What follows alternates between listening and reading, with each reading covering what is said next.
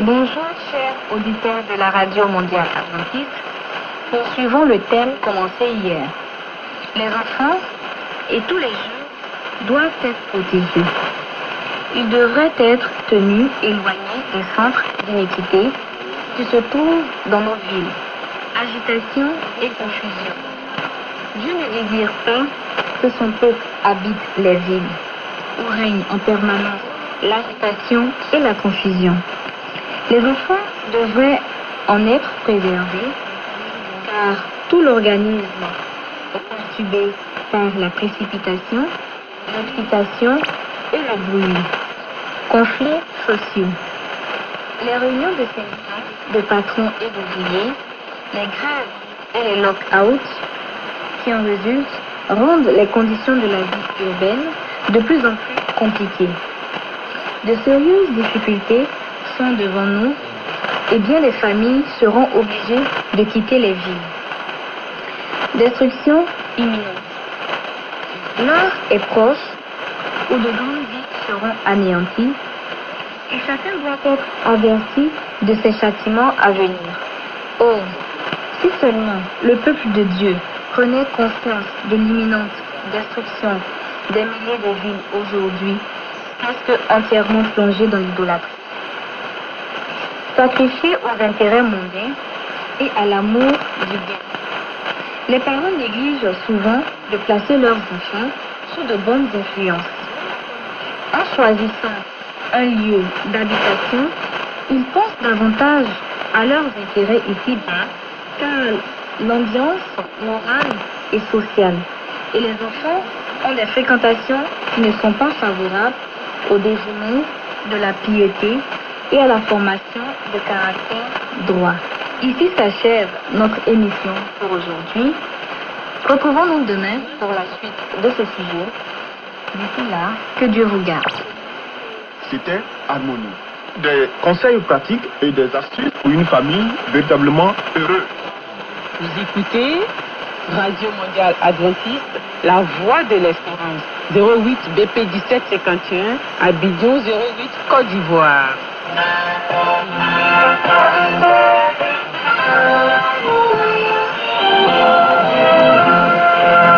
Mettons-nous à l'écoute de la Bible avec Charlie.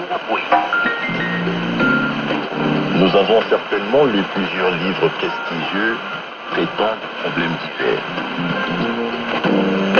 Mais avons-nous aussi lu la Bible, ce livre si vieux et pourtant si actuel,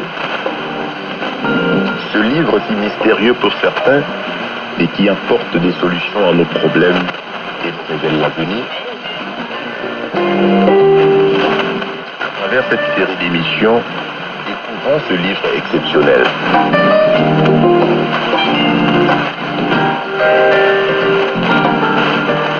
Bonjour et merci à vous qui nous suivez sur la Radio Mondiale Adventiste. Nous poursuivons le thème entamé hier, l'enfance de Jésus. Il lui arrivait souvent d'exprimer la joie de son cœur par le chant de psaumes et de célestes cantiques. Les habitants de Nazareth l'entendaient exprimer des louanges et des remerciements à Dieu. Il se tenait par le chant en communion avec le ciel. Et lorsque ses camarades éprouvaient la fatigue du travail, de douces mélodies sortant de ses lèvres venaient les réconforter. Ces louanges sentaient bannir les mauvais anges et parfumaient comme un encens du lieu où ils étaient. L'esprit de ses auditeurs s'envolait de ce terrestre exil vers la patrie céleste. Jésus était la source de la miséricorde guérissante pour le monde. Et au cours des années qu'il passa reclus à Nazareth, un courant de sympathie et de tendresse émanait de lui. Sa présence communiquait du bonheur à tous. Aux vieillards, aux affligés, aux oppressés par le poids du péché, aux enfants livrés aux jeux innocents, même aux petits animaux et aux bêtes de somme. Celui dont la parole soutient les mondes pouvait s'abaisser pour ramasser un oiseau blessé. Rien ne lui paraissait indigne de son attention ou de ses services. Ainsi, tandis que Jésus croissait en sagesse et en stature, il avançait aussi en grâce aux yeux de Dieu et des hommes. En étendant sa sympathie à tous, il gagnait celle de tous les cœurs. L'atmosphère d'espoir et de courage qui l'entourait faisait de lui une source de bénédiction pour chaque famille. Souvent, le jour du sabbat dans la synagogue, on l'invitait à lire un fragment des prophètes et les cœurs des auditeurs tressaillaient en voyant jaillir une nouvelle lumière des paroles connues du texte sacré. Et cependant, Jésus évitait l'éclat extérieur. Au cours des années qu'il passa à Nazareth, il ne déploya jamais son pouvoir miraculeux. Il ne recherchait pas une situation élevée et ne revendiquait aucun titre. Une leçon importante se dégage de son existence humble et calme, ainsi que du silence des Écritures au sujet de ses premières années. Mais une vie d'enfant, exempte d'excitation artificielle et tranquille et simple, en harmonie avec la nature, faisant favorable au développement de sa vigueur physique et mentale et de sa force spirituelle. Jésus est notre modèle. Beaucoup de personnes s'arrêtent avec intérêt à considérer son ministère public, négligeant l'enseignement de ses premières années. C'est dans sa vie de famille qu'il est le modèle de tous les enfants, de tous les jeunes gens. Le Sauveur consentit à vivre pauvre, pour nous montrer combien nous pouvons vivre près de Dieu, si modeste que soit notre sort. Il s'efforça de plaire à son Père, de l'honorier et de le glorifier dans les choses ordinaires de la vie.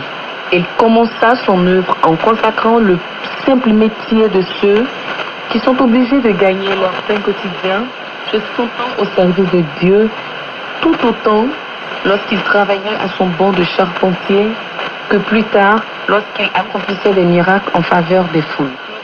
Tout jeune homme qui suit l'exemple du Christ, exemple de fidélité et d'obéissance au sein de la famille, de s'appliquer les paroles que le Père a prononcées par l'Esprit Saint.